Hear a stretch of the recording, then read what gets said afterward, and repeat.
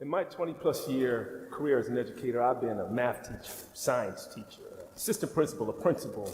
I've helped to write a charter school. I helped develop some math programs for community colleges. I've been a college professor, an associate dean, and now I lead the teams at our university that build the teacher preparation programs so that our students can be certified to teach. In essence, we teach teachers to be teachers. But I'm not here to talk to you about that today. I'm here to talk to you about how to be a bad teacher. You see, I love education. I think it's the only institution in our country that brings opportunity 100% of the time if you embrace it. In fact, my father, he was born in 1926 in North Carolina, so he survived the Great Depression, the Jim Crow South, the segregated classrooms. He fought in the segregated Navy. In fact, this man went on to earn his doctorate degree, and he and my mother, they both, after helping thousands of people get their degree, retired from Cheney University of Pennsylvania, the oldest historically black college and university in the country. So you see, I've seen firsthand the impact that education can have on someone's life. I've seen how it can influence those people to influence others and those in their bloodline for generations to come. But if you ever meet my mother, can you guys do me a favor? Please don't tell her that I don't even like teaching. I don't even like school. You see, I had ADHD, and when I was a youngster back in the day, man, they didn't have 504 plans and meds and wraparound services. What they had was the old adage that says, spare the rod and spoil the child. You see, that meant I got in trouble all the time when I was a youngster. Man, I just didn't like school. And that was my reality up until my 9th grade year, where I learned two things. I learned that I was good at math and I was good at girls. See, those two things together, they worked together to help me get through high school such that I was offered a scholarship to go to Penn State University to pursue an engineering degree. And as I went on to pursue that degree, I learned that you know, it was a virtual, unsupervised Garden of Eden on the college campus. So I did everything I was big enough to do except go to class. And in essence, I dropped out of school. I went in the Marine Corps, and life came and taught me a few lessons. And after it taught me those lessons, I did what any combative young man would do. I ran home and asked my mom and dad, what should I do next? Well, they said, listen, son, I think it's time for you to finish your degree. So that's what I did. I went back and I got my degree, and I took a job teaching in North Philadelphia. I thought that was going to be just, you know, a temporary thing until I got to do what I really wanted to do in life. But when I got in front of those students, those hungry students for knowledge, the urban students that looked like me, and they were from communities like me, man, I fell in love with the teaching and learning process. I mean, they were attacking the algebra that I was teaching them. They were using problem-solving skills and critical thinking and engaging in scientific debate. And man, I just said, listen, this is it. This is what I want to be for the rest of my life. I'm going to be a teacher.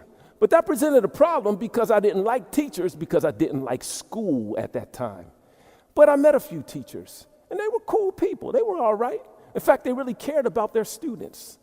But I began to ask a question because I noticed that our students in particular, they were failing. They weren't doing well in our courses. Many weren't graduating and going on to college. I just couldn't see how the education that we were presenting to our students was helping them or impacting them in any positive way.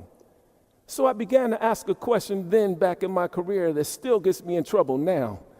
How can people who are so wonderful and care so much about their students be so bad at teaching them? Now, I know what you're going to say. You can't blame all that on the students, on the teachers. The teachers, I mean, there's plenty of factors outside of the classroom that are not in the control of the educator that impact academic achievement, especially in urban arenas. And I know that. I'm not combating that. That's not what I'm saying. What I'm saying is that early in my career, I established a standard that I still have now in my career. You see, I believe that the greatest measure of any teacher is what their students are capable of doing and demonstrating that they can do after they leave that classroom. So if you were to fast forward in my career a few years, one of the many studies that I did, I got 1,300 men of color together. And I basically wanted to see what those men of color who were all achieving at a 3.0 in their programs, and they were all on track to graduate at the 125% rate or above. I just wanted to know what were they doing to be successful, in short. And I found that they all implemented 6 common strategies or techniques that helped them to remain successful.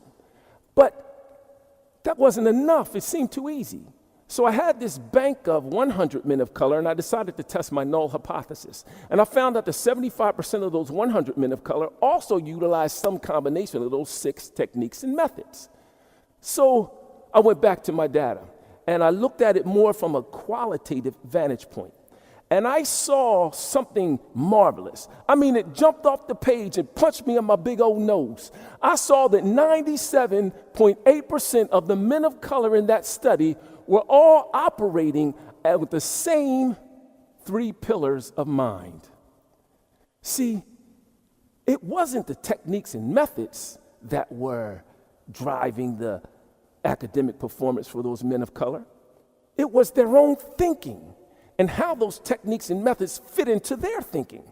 So that presented a very large opportunity for my team and I. You see, we got together and we decided to create a professional learning community where we would all agree to adopt the same techniques and methods across the board in all our courses so we can help our students operate in those 3 pillars of mind. And, you know, like any good leader would do, I didn't tell anyone yet. I need to make sure that thing was battle tested, that was going to work in the field like it worked in my study. So I went and I looked at the data for 5 quarters, and I saw a sharp increase in retention, 14%. And I saw a decrease in failure rates of 11%. So there you have it. Teach all your faculty and all your teachers to create classroom strategies that implement techniques that help those students operate within the 3 pillars of mind, and you will see retention rates go up and failure rates go down. You can write the book and go ahead and call it a day, right? Well, that's not so. It doesn't operate that way. See, there's still good teachers and bad teachers. You know those teachers that I met way back in my career, the ones that were, good people and they really liked their students. They all operated in processes and procedures that pointed back to the traditional classroom. They liked school too much. You see, I found that bad teachers, they tend to operate more without mastery. They don't focus on what mastery is. They tend to, instead of providing formative feedback for their students, they want to create a classroom system where their students fit into the mold of the classroom rather than meeting the needs of their individual students. They won't use techniques like I, not F, or incomplete, not failing, so that they can provide that formative feedback and allow students to submit assignments against that formative feedback so they can show that mastery was met, that they were trying to teach the student in the first place. But good teachers, they do the exact opposite. They implement one of the most powerful strategies in education itself.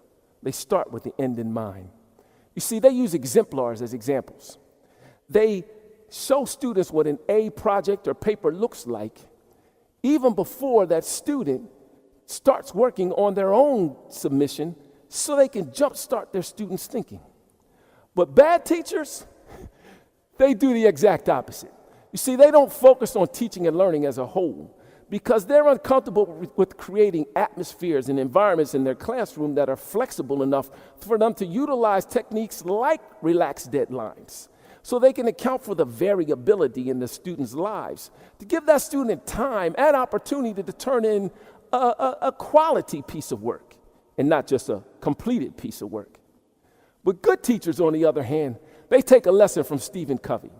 They seek to understand before being understood. They look at their demands that students have on their lives outside of the four walls of the classroom, and they take account for that. They know all of the non-cognitive factors that are necessary for those students to operate in pillars of mind so they can be successful. But bad teachers are not that considerate. You see, they want students to think that the most important thing in their life at any given time is that class that they're in right here and right now. They even expect some of their students to ignore financial and family obligations or things that those students may need to do so that they can survive on a daily basis, just so they could put that class at the top of the list of priorities in their lives. It's just not realistic. But good teachers, on the other hand, they implement the fourth principle talked about in the book, Why Some Seeds Don't Grow. They accept only what they expect. You see, they help their seeds grow by creating classroom strategies that take account for the techniques and the methods so that they can differentiate their instruction and meet the needs of each student right where they are. That way, each student can always optimize their potential while they're in that classroom. But in my 20 years of teaching, I found it is way more difficult to be a bad teacher than it is to be a good teacher. In fact, Paulo Freire, he says, listen, education is going to do one of two things. It's either going to influence us to operate in ways that we conform to the status quo, or it will liberate us so we can think of new ways to solve problems in more robust ways. Now, that's important to each and every one of you because whether you know it or not, we're all teachers. That's right. We all teach someone something in some capacity in our lives. You know what that means? That means that we have the opportunity to influence someone's thinking. We have the opportunity to shape another human being so that they can impact or influence someone such that they are being a productive and contributing member of this society. And I don't care how you look at that, man. That's huge. That's off the charts huge. But I'm challenging each of you today. I'm challenging you to dial up that opportunity to a responsibility. I'm challenging you to make yourself responsible so that you impact those that you influence and teach in whatever capacity it is that you do that, so that they themselves are motivated to build and develop their own skill set so they can offer that unique purpose that they possess as an answer to an issue or a solution to a problem that exists somewhere in our world. I'm challenging you to be responsible to influence another human being so that they're motivated to shake the world. You see, bad teachers, they're really good at creating well-run classrooms. But good teachers, they're really good at creating world changers. So I guess the question on the table is simply, what kind of teacher will you choose to be? Thank you.